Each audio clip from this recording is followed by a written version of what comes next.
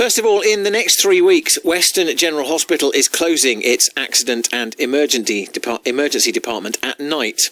Now, we're told the decision to shut between 10 p.m. and 8 a.m. is temporary, but the trust which runs it says it's at risk of failing to provide safe staffing levels overnight.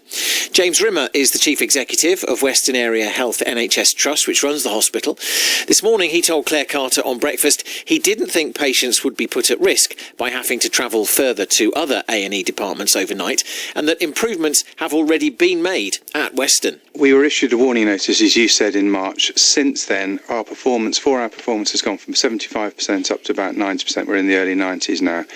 We've taken down the issue of corridor and curtains in the corridor. We've taken curtains down in 2/3 of our corridors. They were never supposed to be temporary bays, but the culture changed, so we've taken those down. The whole hospital is supporting our emergency department much better, a criticism within the report. So it's been a bit of a wake-up call, and I think this will be a further wake-up call and that opportunity to put some pace behind thinking through what that new model for Weston will be. Can you offer a guarantee that your A&E department won't close altogether in the future? So I can see no circumstances in which our A&E department will close completely. I can see no circumstances whatsoever.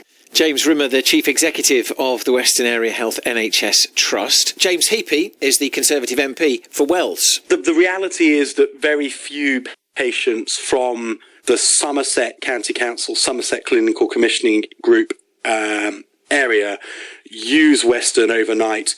And so we are talking about just sort of 4 or 5 admissions per night.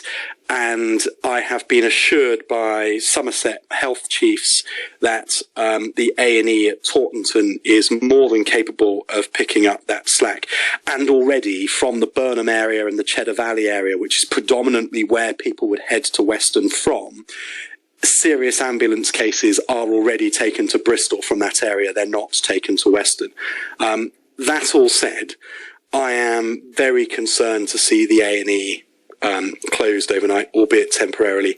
It is valued by those who use it, and it is, in my view, a great shame that simply because they are unable to fill their staffing rates, a problem that we've known about for coming up for 2 years, that we've reached a point where the A&E can't operate 24 hours a day, 7 days a week. And after the news yesterday that there's been a sharp drop in the number of nurses from the EU registering to work in the UK, that's not going to make the situation in Weston any better or any easier anytime soon, is it?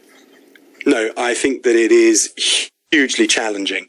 My concern, this actually is continues a theme you may have picked up on an issue in Burnham-on-Sea, for example, where warfarin testing has been ended by one of the practices.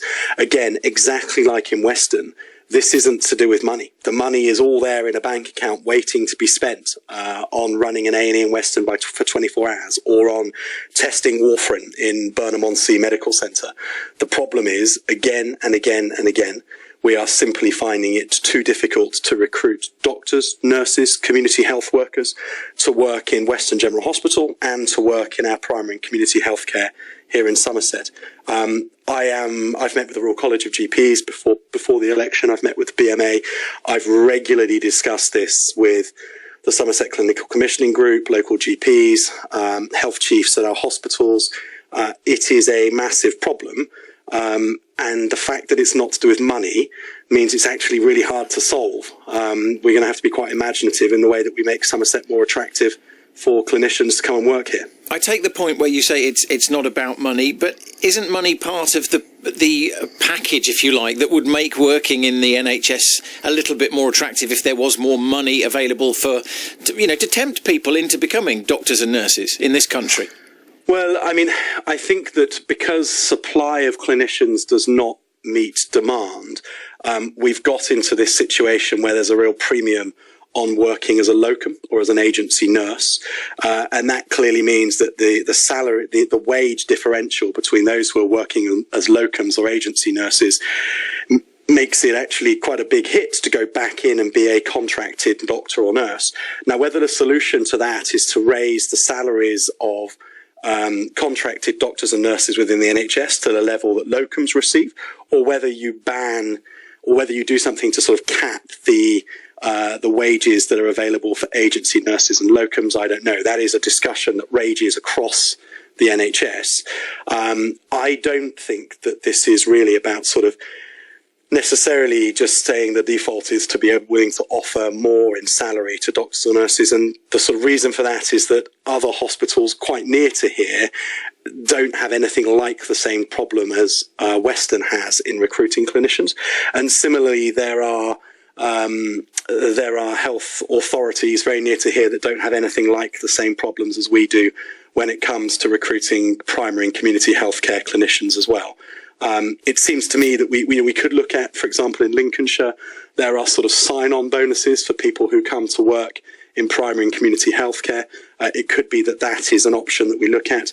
It could be that we look at insisting on sort of returns of service for people who have been trained as GPs or nurses through at our medical schools, and that would make sure that people are sort of obliged to spend some time in community and primary healthcare before they sort of go off and pursue other things.